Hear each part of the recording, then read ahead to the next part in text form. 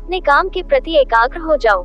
ये दुनिया एक माया है, जिस माया में फंस गए तो फिर बाहर निकलना आपके लिए मुश्किल हो जाता है, लेकिन असंभव नहीं होता। आप चाहे तो इस माया से आसानी से भी बाहर निकल सकते हैं और अपने आप के बुद्धि दूसरों से कहीं लाख गुना तेज कर सकते हैं। तो आइए हम आपको गौतम बुद्ध के उन विचारों के बारे में बताते हैं जो आपके जीवन की दिशा को बदल सकते हैं। पहला विचार, प्यार करना सीखें। नफरत को नफरत से नहीं बल्कि प्यार से ही दूर किया जा सकता है। ये पहली सीख है जो हमें बुद्ध के जीवन से लेनी चाहिए। दुनिया में प्यार ही एक ऐसा एहसास और भावना है जो इतनी शक्तिशाली है कि इससे उदासी, गुस्सा और निराशा दूर हो जाती है। बुद्ध का दूसरा विचार, चुप रहना सीखें। हमेशा बड़बोलापन अच्छा नहीं होता, कभी कभी चुप रहना भी बुद्धिमानी की निशानी होती है। गौतम बुद्ध के यह विचार सिखाते हैं कि आपका काम दर्शाता है कि आप कौन हैं।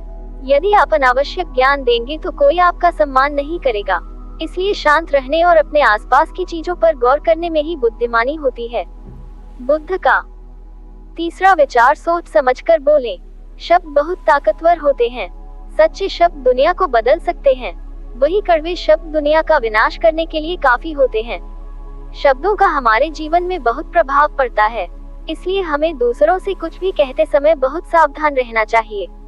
अगर आप 2 बार बिना सोचे समझे किसी को दुख देने वाली बात कहते हैं तो यह उस व्यक्ति पर बुरा प्रभाव डाल सकती है, लेकिन अगर आप अच्छे शब्द कहें तो इसे सुनकर सामने वाले में सुधार की गुंजाइश बढ़ जाती है। जीवन में लक्ष्य तय करें। आपको अपनी महत्वाकांक्षाएं खुद तय करनी होती है। बुद्ध के इन विचारों से आपको सीख मिलती है कि आपको लाइफ में अपना लक्ष्य तय करना चाहिए। यह आपके लिए कोई और नहीं बल्कि आप स्वयं ही कर सकते हैं। दूसरों पर निर्भर रहना कमजोर व्यक्ति की निशानी है। व्यक्ति को कभी भी इस बात से नहीं डरना चाहिए कि उसके बिना हमारा क्या होगा। जीवन में कभी किसी पर निर्भर न रहें। आपको जीवन में डर को त्यागना चाहिए। अगर आप इसे पकड़कर बैठे रहेंगे तो जीवन में सब कुछ पीछे छोड़ देंगे। इसीलिए डर को दूर करें, क्योंकि डर के आगे जीत है। तो चलिए बढ़ते हैं हमारे गौतम बुद्ध की दूसरी कहानी की तरफ, जिसमें गौतम बुद्ध ने बताया है कि असली बुद्धिमान कौन है। बुद्धिमान यह ऐसा शब्द है जिसे तारीफ और तंज दोनों के अंदाज में कहा जाता है। यदि कोई काम बिगड़ जाता है तो उसे तंज कसते हुए कहा जाता है कि खुद को बुद्धिमान ना समझो।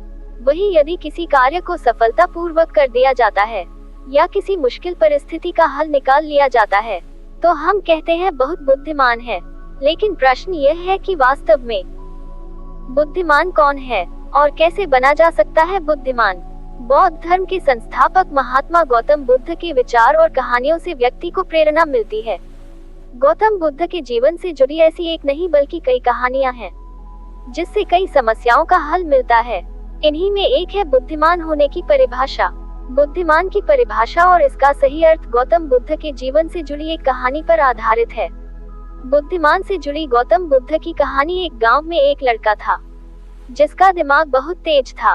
उसकी यह खासियत थी कि वह किसी भी चीज को बहुत ही आसानी और कम समय में सीख लेता था, जबकि उसी चीज को सीखने और समझने के लिए अन्य लोगों को काफी समय लग जाता था। लड़के की यह ख्याति दूर दूर तक फैल गई। सभी लड़के की तारीफ में कहने लगे कि उसके जितना बुद्धिमान कोई नहीं है। लड़का चित्रकारी, मूर्ति बनाना, गीत गाना जैसे अन्य कई चीजों को जानता था। अपनी प्रसिद्धि को बढ़ाने के लिए वह अन्य काम और चीजों को भी सीखने लगा। इस तरह से उसे अपनी बुद्धिमत्ता पर अहंकार हो गया, क्योंकि वह साधारण व्यक्ति होकर कई असाधारण काम भी आसानी से करने लगा था। एक दिन उस लड़के का सामना भगवान गौतम बुद्ध से हुआ। लड़के को खुद पर खूब अहंकार था और इस कारण से उसे किसी से ईर्ष्या नहीं होती थी, क्योंकि वह खुद को ही श्रेष्ठ समझता था। लेकिन पहली बार उसे गौतम बुद्ध को देख ईर्ष्या हुई और वह अपनी तुलना बुद्ध के साथ करने लगता है। वह देखता है कि बुद्ध के पास भिक्षा मांगने के लिए एक कटोरा है और उसके पास अपार धन। बुद्ध ने साधारण वस्त्र धारण किए थे और उसके वस्त्र कीमती थे। बुद्ध नंगे पैर थे और वह नंगे पांव जमीन पर पैर भी नहीं रखता था। इस तरह से लड़का एक नहीं बल्कि कई चीजों से गौतम बुद्ध के साथ अपनी तुलना करने लगा। हर चीज से तुलना करने के बाद वह मन ही मन सोचता है कि आखिर मैं इस भिक्षु के साथ अपनी तुलना क्यों कर रहा हूँ, जबकि इसका और मेरा जीवन बिल्कुल अलग है।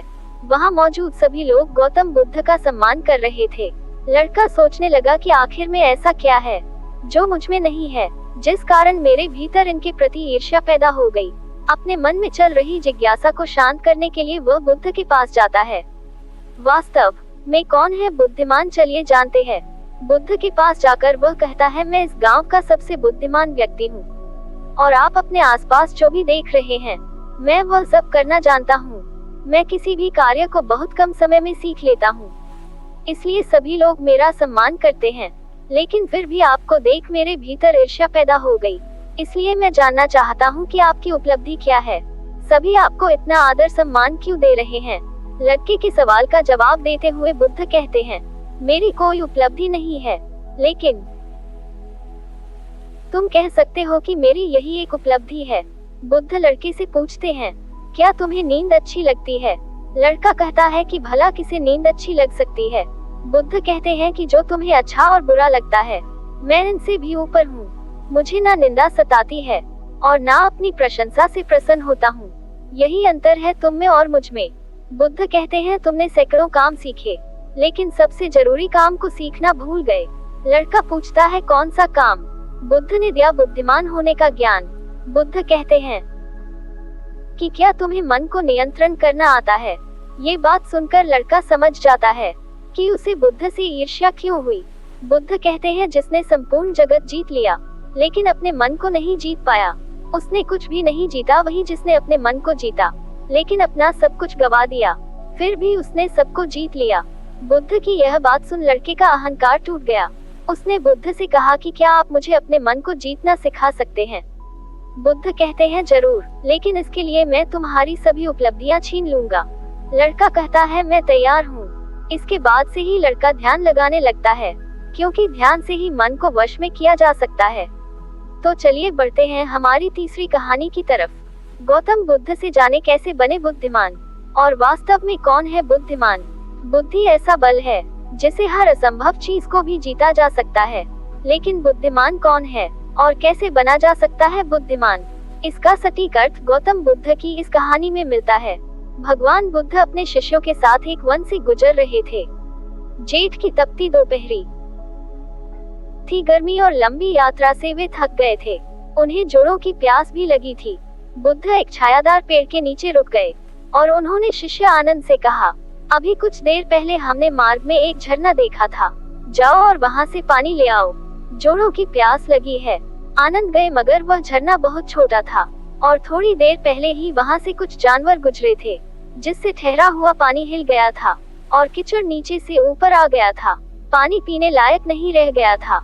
आनंद लौटकर बुद्ध के पास आए और कहा, जानवरों के झुंड, ये वहाँ से गुजरने से पानी गंदा हो गया है, वह पीने लायक नहीं है। अगर आप आज्ञा दे तो यहाँ से कुछ दूरी पर एक नदी है, वहाँ से जल लेकर आता हूँ। बुद्ध ने कहा, उसी झरने पर एक बार फिर जाओ। बुद्ध का आदेश पाकर आनंद को फिर वही जाना पड़ा। हालांकि उसका मन नहीं था, वह जानते थे कि पानी गंदा ही होगा, पर बुद्ध की आज्ञा का भी पालन करना था। पहले की ही तरह गंदा पानी देखकर वह वापस लौट आए और बुद्ध से बोले, मैंने पहले ही कहा था कि वह पानी पीने योग्य नहीं है। बुद्ध मुस्कुराए और उन्होंने कहा, एक बार फिर वहीं जाकर देखो तो आनंद, शायद साफ पानी मिल जाए। आनंद तीसरी बार झरने पर पहुँचे। उनके आश्चर्य का ठिकाना न रहा। पानी पूरी तरह साफ हो गया था। वह पानी लेकर खुशी खुशी वापस लौटे और बुद्ध के चरणों में गिर पड़े। उन्होंने कहा, आपने आज फिर मुझे एक बहुत बड़ी सीख दी। कुछ भी स्थायी नहीं है, सिर्फ धैर्य चाहिए। दोस्तों, जीवन में हर चीज पाने के लिए धैर्य और संयम होना एक विद्वान पुरुष की निशानी है। तो आप भी अपने अंदर धैर्य और संयम रखें। तो चलिए पढ़ते हैं हमारे बुद्ध की रहस्यमय चौथी कहानी की तरफ। एक पुरानी कहानी किसी मन तन को साधे जाने से संबंधित है। संभव है ये कहानी आपकी जिंदगानी बदल दे। कहानी यह है, गौतम बुद्ध जिन दिनों वाराणसी के पास प्रवास कर रहे थे और उनका जीवन उनके कुछ साथियों के साथ भिक्षा पर चल रहा था। उन दिनों उनके एक अति प्रिय शिष्य को एक बार कहीं भीख नहीं मिली। उदास भाव से वह लौट रहा था कि अचानक उसके कटोरे में मांस का एक टुकड़ा आ गया। शिष्य बहुत हैरान हुआ कि यह कहां से आया। उसने ऊपर देखा तो पाया कि एक चील अपने पंजे में इसे ले जा रही थी और वही उसके पंजे से छूटकर कटोरे में आ गिरा है। शिष्य बहुत हैरान और परेशान रहने के बाद आखिर में बुद्ध के सामने गया और उसने सारी कथा उन्हें कह सुनाई कि प्रभु आज कुछ नहीं मिला, बस यह मांस का एक टुकड़ा मेरे पात्र में आ गिरा। बुद्ध ने उसे समझाया कि अब जो मिला वही तुम्हारी किस्मत, तो तुम उसका अनादर मत करो और उसे ही पकाकर खा लो। शिष्य ने ऐसा ही किया। मांस बहुत स्वादिष्ट पका। बुद्ध के तमाम शिष्य इस पूरी घटना को देख रहे थे। पहले तो मन ही मन सोच रहे थे कि आज मांस लाने की वजह से उस अति प्रिय शिष्य को डांट पड़ेगी, लेकिन यहाँ तो मामला ही उल्टा हो गया था। कहाँ बाकी शिष्य वही सादा भोजन ग्रहण कर रहे थे और वह मांसाहारी भोजन कर रहा था। इस घटना को देखकर बाकी शिष्यों ने भी धीरे धीरे कहीं से मांस उठाकर लाना शुरू कर दिया और आकर बुद्ध से कहने लगे कि प्रभु आज कुछ नहीं मिला, बस यही मांस का टुकड़ा मिला है। बुद्ध उसे देख मुस्कुराते और कहते, जो मिला उसे ही स्वीकार करो। एक दिन एक शिष्य ने बुद्ध से पूछा कि भगवान आप जानते हैं कि यह झूठ बोलकर मांस पकाकर खा रहे हैं, फिर आप इन्हें रोकते क्यों नहीं? बुद्ध ने कहा कि रोकने से कोई नहीं रुकता, जिसे रोकना होता है वो खुद रुकता है। और वो रोकना भी क्या रुकना जिसमें मन न रुके, और अगर मन ही न रुके तो तन को रोकने का कोई अर्थ नहीं होता। ऐसे में जिसे जो अच्छा लगता है उसे करने दो। जब मन की मुराद पूरी हो जाती है, चाहे जो हो, तभी आदमी अध्यात्म की ओर मुड़ता है। तो दोस्तों चलिए पढ़ते हैं हमारी 5वीं कहानी की तरफ। बौद्ध भिक्षु कहानी। पुराने मध्य भारत में एक रियासत हुआ करती थी। रियासत की रानी गौतम बुद्ध के प्रति बहुत निष्ठा थी। उस रियासत के महाराज देवराज की 2 रानियां सुरुचि और सुनिधि थी। राजा देवराज की पहली पत्नी सुरुचि थी, जिसका स्वभाव किसी साध्वी की तरह था। वह गौतम बुद्ध को अपना आराध्य मानती थी और उनके बताए मार्ग पर चलने की कोशिश करती है। उनके साथ उनका बेटा वीर भी खेलता रहता, लेकिन देवराज का पूरा ध्यान अपनी दूसरी पत्नी सुनिधि के ऊपर ही रहता। वह देखने में बहुत ज्यादा खूबसूरत थी। इसी खूबसूरती की विलासिता में महाराज खोए रहते। राजमहल की ज्यादातर तमाम सुख सुविधाएं दूसरी पत्नी सुनिधि और उसके बेटे सुमंत को ही मिला करती। दोनों ही पत्नियों के राजदुलारी की खिलखिलाहट से पूरा महल जगमग रहता। प्रयासरत के लोगों को भी पता चल चुका था कि उन्हें होने वाला राजकुमार मिल चुका है। राज्य के लोग अक्सर सोचा करते कि भविष्य में राजगद्दी पर कौन बैठेगा, तो इस पर ज्यादातर लोगों का मत सुरुचि के पुत्र वीर के ऊपर ही था कि भविष्य के राजा वही होंगे, क्योंकि धर्म और नीति के अनुसार बड़े पुत्र को ही राजगद्दी मिलनी चाहिए। लेकिन समय की लकीरों को कुछ और ही मंजूर था। देवराज की पहली पत्नी सुरुचि का स्वभाव बड़ा ही शांत और न्याय संगत था। वो न्याय धर्म और बौद्ध धर्म की बातें किया करती। माँ की संगत पाकर बेटा वीर भी उसी स्वभाव का हो गया था। वीर अब बड़ा हो रहा था। उसका स्वभाव ऐसा हो गया कि उसे जो भी मिलता वो भी माँ की तरह संतोष कर लेता। समय का चक्र चलता है और एक दिन रियासत का दरबार सजा हुआ था। उसी दिन भावी राजकुमार के नाम की घोषणा भी की जानी थी। सभी इस बात को लेकर आत्मविश्वासी हुए पड़े थे कि होने वाला राजकुमार वीर ही होगा। महाराज अपनी पत्नी सुनिधि के साथ सिंहासन पर बैठे हुए थे। महाराज छोटे बेटे सुमंत को दुलार रहे थे। वही वीर अपनी माँ सुरुचि के साथ दरबार में बैठा हुआ था। सभी पुरोहितों ने वीर की माँ को बता दिया था कि आज राज दरबार में वीर के राजतिलक की पूजा है, उसे तैयार करके लाना। वीर की माँ सुरुचि ने भी बड़े दुलार से अपने बेटे को तैयार किया और ईश्वर के सामने प्रार्थना की और माथा टेकवाया। महल में शंख बजने शुरू हुए। पुरोहितों ने वीर का नाम भी लिया। बालक वीर सौम्य अंदाज में पिता की गद्दी की तरफ बढ़ा और अपने पिता का आशीर्वाद लिया। पिता आशीर्वाद देने के लिए हाथ उठाते कि दूसरी रानी सुनिधि ने पीछे धकेल दिया। वीर की आंखों से आंसू गिरने लगे। भरे राज दरबार में गुस्से से लाल रानी सुनिधि ने वीर की कलाई को मोड़ दिया था। उन्हें सिंहासन पर पहुंचने से रोक दिया। फिर सुनिधि ने अपने कड़े शब्दों और सख्त आवाज में कहा कि तुम इस सिंहासन और महाराज की गोद में बैठ नहीं सकते। सिंहासन में बैठने वाला काबिल हो या ना हो, वे चहेती रानी का पुत्र ही होना चाहिए। तुम दासी के बराबर वाली रानी के पुत्र हो। सिंहासन पर मेरा पुत्र सुमंत ही बैठेगा और जो सिंहासन पर बैठेगा जनता उसी को राजकुमार मानकर आदर सम्मान देगी। तुम जाओ अपनी माता के पास और बुद्ध की सेवा करो। मेरे रहते तुम्हें आत्मसम्मान कभी नहीं मिल सकता। जाओ पहले अपना भाग्य बदल कर आओ। राजकुमार बनने के लिए तुम्हें मेरी कोख से जन्म लेना पड़ेगा। ये सब सुनकर पूरा राज दरबार हक्का बक्का रह गया। सबको आश्चर्य भरी नजरों से महाराज देवराज की ओर देखे जा रहे थे कि महाराज कुछ बोल क्यों नहीं रहे, लेकिन महाराज बोलते भी क्या, वे नजरें झुकाए बैठे थे, क्योंकि उनकी आंखों और मन पर तो रानी सुनिधि की खूबसूरती और विलासिता का पर्दा पड़ा हुआ था। ऐसे में भला वो रानी का विद्रोह कैसे कर सकते थे? अगर वो रानी का विद्रोह करते तो उनकी विलासिता भरी रात कैसे रंगीन होती। खूबसूरत जिस्म का आनंद लेने से वंचित हो जाते। वीर को अपनी सौतेली माँ की बातों से ज्यादा बुरा अपने पिता के चुप रहने का लगा। कुछ देर बाद वो राजमहल के बाहर चला गया। संध्या आरती का समय हो चला था। वीर की माँ सुरुचि ने वीर को अपने पास बुलाया।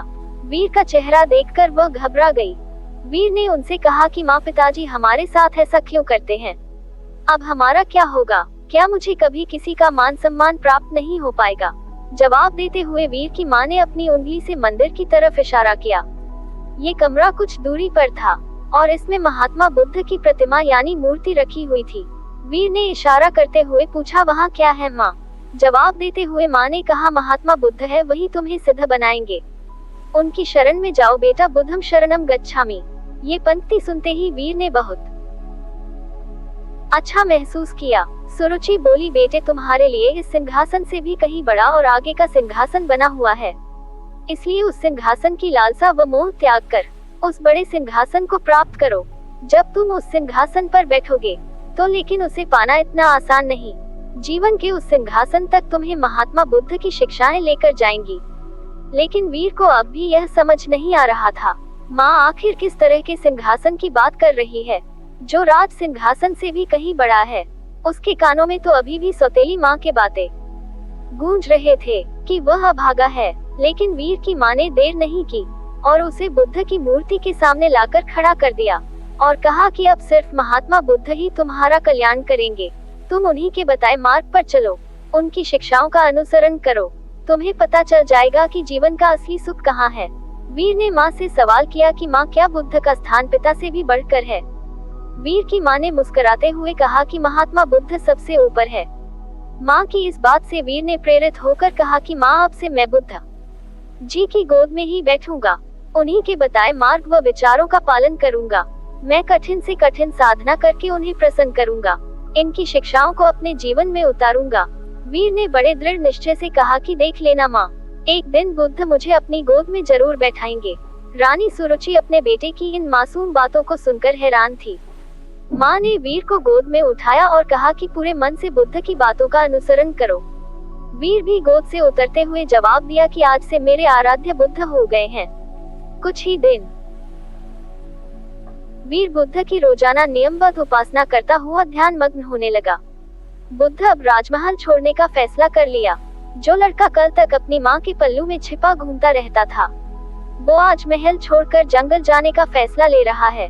इतने बड़े फैसले और जीवन परिवर्तन से सभी हैरान थे और माँ को भी चिंता हो रही थी। माता पिता को प्रणाम कर वीर अब बुद्ध से ज्ञान लेने जंगल की ओर निकल गया। महाराज देवराज को भी अपनी गलती का एहसास होने लगा, लेकिन अब भी वह कुछ ना कर पाए। वीर बुद्धम शरणम गच्छामि शब्दों का निरंतर जाप करता हुआ अपने पथ पर निकल गया। कोसों दूर पहुंचने के बाद वीर की मुलाकात एक बौद्ध भिक्षु से हुई। वो एक कुटिया में रहा करते थे, वहाँ उनके कुछ शिष्य भी थे। वीर ने बौद्ध भिक्षु से ज्ञान मांगा और कहा कि उन्हें बुद्ध से मिलना है। इसके जवाब में बौद्ध भिक्षु ने महात्मा बुद्ध की कहानी बताते हुए कहा कि खुद को जान लेना ही बुद्ध को जान लेना है। लेकिन फिर भी वीर ने बुद्ध से मिलने की जिद नहीं छोड़ी। तब बौद्ध भिक्षु ने कहा, तुम भी आराम करो, मैं कल सुबह तुमसे बात करूंगा। पूरी रात गुजर गई और वीर बुद्धम शरणम गच्छामि का जाप करता रहा। सुबह हुई तो वीर ने बौद्ध भिक्षु से फिर सवाल किया। भिक्षु ने जवाब में कहा कि अभी मेरी एक अंगूठी खो गई है, उसमें मेरी जान बसती थी, उसे खोज दो, फिर मिलवाता हूँ। वीर पूरे मन से उस अंगूठी को खोजने में लग गया। सुबह से रात हो गई, लेकिन अंगूठी नहीं मिली। फिर बौद्ध भिक्षु ने वीर को दिया लेने के लिए कुटिया के अंदर भेजा। वहां पहुंचकर वीर ने देखा कि अंगूठी तो अंदर ही संभाल कर रखी हुई है। यह दृश्य देखकर वीर को बहुत दुख हुआ। उसने बौद्ध भिक्षु से कहा कि जब आपने अंगूठी को अंदर ही रखा हुआ था तो आपने मुझसे बाहर क्यों तलाश करवाया? इसका जवाब देते हुए बौद्ध भिक्षु बोले कि ठीक इसी तरह बुद्ध भी तुम्हारे अंदर विराजमान है। फिर भी तुम उन्हें बाहर क्यों खोज रहे हो? क्या फौज को मोह, सम्मान, लालच, बुराई, अपमान, क्रोध, क्रूरता, ईर्ष्या जैसे भावनाओं से मुक्त कर दो। किसी की बातों का बुरा मानना, क्रोध करना और किसी भी प्रकार लालसा मन से त्याग दो। बस इतना ही करना, फिर देखना बुद्ध तुम्हें तुम्हारे अंदर ही मिल जाएंगे। इसके बाद वीर अब ये भी समझ गए कि बुद्ध एक साधारण पुरुष से कैसे महात्मा बुद्ध बने थे। तब इसका उनके मन पर बहुत प्रभाव हुआ। वह बहुत प्रेरित हुए। वीर ने अब गहरे ध्यान में डूबकर बुद्ध की उपासना आरंभ कर दी। जैसे जैसे वीर का ध्यान गहरा होता गया, उसी तरह वीर को आत्मज्ञान की प्राप्ति होने लगी। एक वक्त ऐसा आया कि वीर की सारी चाहतें मर गई। वीर के मन से सभी लालसाएं खत्म हो गई। वीर को अद्भुत आनंद का एहसास हो रहा था। लंबे वक्त तक नियमबद्ध तरीके से ध्यान करते रहने से उन्हें आत्मज्ञान की प्राप्ति हुई थी। अब वीर के मुख का अद्भुत तेज देख लोग उन्हें महान संत कहने लगे। ये बात कुछ समय बाद मध्य रियासत तक पहुंच गई कि पर्वत की शिला में कोई बड़े ही प्रतापी तेजस्वी बौद्ध भिक्षु ध्यान में मग्न रहते हैं। राजमहल की तरफ से उन्हें बुलावा भेजा गया। रियासत की हालत ठीक नहीं चल रही थी, क्योंकि महाराज का दूसरा बेटा विलासिता में बर्बाद हो चुका था। सुनिधि का हुस्न, खूबसूरती भी उम्र के साथ ढल चुकी थी। वहीं दूसरी ओर वीर की समृद्धि दूर दूर तक फैलती जा रही थी। एक दिन था जब वीर को सिंहासन पर बैठने के लायक नहीं समझा गया था। एक दिन और आया। बौद्ध भिक्षु के रूप में वीर ने राजमहल में कदम रखा। प्रजा की आंखों में आंसू भी थे और सम्मान भी। महाराजा और सुनिधि हाथ जोड़ के पछतावे के आंसू रो रहे थे। वीर की मां के कानों में भी बच्चे वीर की बातें साफ साफ गूंज रही थी। बौद्ध भिक्षु रूपी वीर ने सबसे पहले महात्मा बुद्ध की प्रतिमा को प्रणाम किया और कहा कि दूसरों की सेवा से बड़ी कोई विलासिता नहीं, कोई भी सिंहासन कोख से नहीं बल्कि काबिलियत से तय होता है। वीर ने राज सिंहासन का त्याग कर दिया और त्याग करने के लिए मंदिर रूपी कमरे की ओर चलने लगे। वहां वीर को देखने वाले लोग महसूस कर पा रहे थे कि जैसे कोई शांति की मूर्ति चल रही हो। बुद्ध की शरण में जाकर एक साधारण सा बालक वीर सिद्ध पुरुष बनकर लौटा था। दक्षिण भारत में आज भी यह कहा जाता है कि वीर को बुद्ध मंदिर की ओर जाते देखा था। सबने पर वापस आते कभी नहीं देखा गया। जब मंदिर के भीतर गए तो वहां पर बस भिक्षु वस्त्र ही मिले थे। कहा जाता है वह सिद्ध हो चुके थे। उन्होंने बुद्ध की शरण में शरण ले ली थी। इस कहानी से हमें सीखने को मिलता है कि कर्म भाग्य से कहीं बड़ा होता है, परिस्थितियों को बदल देने की क्षमता रखता है। बुरा कर्म धीरे धीरे मनुष्य से एक दिन सब कुछ छीन लेता है। मन का चैन, सुख, शांति, धन, संपदा, वैभव, सम्मान, प्रतिष्ठा। बुरा कर्म, गलत आदतें एक दिन मनुष्य का जीवन नर्क बना देती है। इस कहानी से हमें यही सीखने को मिलता है कि ईश्वर सभी के अंदर, इसकी खोज स्वयं में करें। ईश्वर की मौजूदगी का एहसास जरूर होगा। जीवन में कोई पाप न करें, हमेशा मदद करें और इंसानियत को जिंदा रखें। जीवन सफल होगा। तो दोस्तों, चलिए बढ़ते हैं हमारे गौतम बुद्ध की छठी कहानी की तरफ। बहुत समय पहले एक साधु भिक्षु रहता था। उन्होंने अपना समय समाज के बंधनों से दूर बिताना पसंद किया और इसके बजाय अपने ध्यान अभ्यास को गहरा करने के लिए प्रकृति के भीतर एकांत की तलाश की। वह अब भी अपना भिक्षा भोजन इकट्ठा करने के लिए हर सुबह जल्दी ही स्थानीय गांव में जाता था और हमारे भिक्षु कई वर्षों तक इसी प्रकार रहे। एक दिन दोपहर को हमारे भिक्षु को अपना भिक्षा भोजन प्राप्त करने के बाद उसे अपना सामान्य ध्यान गद्दी मिली और समाधि ध्यान का अभ्यास करना शुरू कर दिया और अपनी सांसों के प्रति जागरूक होना शुरू कर दिया। उनकी एकाग्रता इतनी अधिक हो गई कि हमारे भिक्षु बहुत देर तक बैठे रहे। उसने बड़े सांप को करीब और करीब आते नहीं देखा। हमारे भिक्षु अपनी एकाग्रता में इतना लीन थे कि वह एक पेड़ की तरह शांत हो गए थे। बड़े सांप ने मौन और शांत भिक्षु पर ध्यान नहीं दिया, जो एक पेड़ की तरह स्थिर होकर ध्यान कर रहा था। उसने जो कुछ देखा वह भिक्षुओं के उन वस्त्रों में एक अच्छी गर्म सोने की जगह थी, जो उसके क्रॉस किए हुए पैरों के चारों ओर लिपटी हुई थी और धूप में थी। हमारा सांप भिक्षु की गोद में चिपक गया और गहरी नींद में सो गया। हमारे भिक्षु के साथ गहन ध्यान मग्न एकाग्रता में लगभग 1 घंटा इसी तरह बीत गया और हमारा सांप उसकी गोद में सो गया। धीरे धीरे भिक्षु ने अपना ध्यान अपने परिवेश पर लौटाया और उसे अपनी गोद में एक सामान्य वजन का एहसास होने लगा। आप भिक्षु के आश्चर्य की कल्पना कर सकते हैं जब उसने उसकी गोद की ओर देखा। पीतल जैसा साहसी एक बहुत बड़ा सांप सचमुच उसकी गोद में छिप गया था और गहरी नींद में सो गया था। भय ने हमारे भिक्षु को जकड़ लिया और उन्होंने तुरंत अपनी आंखें बंद कर ली और फिर से ध्यान करना शुरू कर दिया। उन्होंने खुद को शांत किया और अपनी ट्रेनिंग को याद किया। सभी चीजें अनित्य और सदैव परिवर्तनशील है। वह बिना किसी संदेह के जानता था कि सांप फिर से आगे बढ़ेगा और इसलिए वह ध्यान में रहा। लेकिन हमारा सांप बहुत सहज था और हिलना नहीं चाहता था। वह वहीं रुका रहा जहां वह गहरी नींद में सो रहा था। ऐसा कई घंटों और कई दिनों तक चलता रहा। आखिरकार ग्रामीणों को अपने भिक्षु की अनुपस्थिति का एहसास होने लगा और उन्होंने उनसे मिलने का फैसला किया। ग्रामीण भोजन और प्रसाद लेकर आए। हालांकि जैसे ही वे पास आए उन्होंने देखा कि भिक्षु ध्यान में चुपचाप बैठा था। वे सभी भिक्षु की शांति और उसकी शांति में इतने खोए हुए थे कि उन्हें ध्यान ही नहीं आया कि सांप उसकी गोद में गहरी नींद में सो रहा है। धीरे धीरे प्रत्येक ग्रामीण ध्यान करने वाले साधु के प्रति सम्मान पूर्वक झुक गया और अपना प्रसाद और हमारे साधु को उसके ध्यान पर छोड़ दिया। कई दिनों तक जिंदगी ऐसे ही चलती रही। हमारा भिक्षु भय के कारण गहरी ध्यान मग्न एकाग्रता में है। सांप उसकी गोद में यथासंभव आराम से सो गया और ग्रामीण प्रतिदिन भोजन कराने आ रहे हैं। आखिरकार हमारे सांप को पता चला कि वह भूखा हो गया है। उसने भिक्षुओं की गोद से खुद को अलग किया और अपनी सबसे बड़ी स्ट्रेचिंग की और भोजन की तलाश में धीरे धीरे फिसलने लगा। हमारे भिक्षु भी धीरे धीरे ध्यान से बाहर आए, लेकिन भीतर ही भीतर कुछ बदल गया था। वह कई दिनों तक अपने मन में पूरी तरह तल्लीन होकर बैठा रहा और अब हम अपने मन के भीतर की प्रक्रियाओं को पहाड़ी झील की तरह स्पष्ट देख सकते हैं। वह देख सकता था जो मानवता को इतना दर्द और पीड़ा पहुंचाता है। उसने आत्मज्ञान प्राप्त कर लिया था। कभी कभी डर हमें कुछ उल्लेखनीय कार्य करने के लिए मजबूर कर सकता है, लेकिन हमारी सोच को पनगु बनाने की शक्ति भी रखता है। हम में से हर किसी ने अपने जीवन में डर का अनुभव किया है और यही महत्वपूर्ण है कि हम उस डर को अपनी सोच पर हावी न होने दें और आगे बढ़े। डर परिवर्तनशील और अनिश्चित स्थितियों के प्रति एक स्वाभाविक प्रतिक्रिया है। उस डर से जुड़ना और उसके भीतर जीवन जीना कोई स्वाभाविक प्रतिक्रिया नहीं है। यह अत्यधिक सोचना है। यदि डर आपके निर्णय लेने पर प्रतिकूल प्रभाव डाल रहा है, तो हम जीवन के बारे में जरूरत से ज्यादा सोच रहे हैं और हमें आराम करने का रास्ता खोजने की जरूरत है। ध्यान मन को शांत करने और अत्यधिक सोचने की आदत को शांत करने में मदद करता है। डर को महसूस करें और कैसे भी इससे निकलने में मदद करे। धन्यवाद।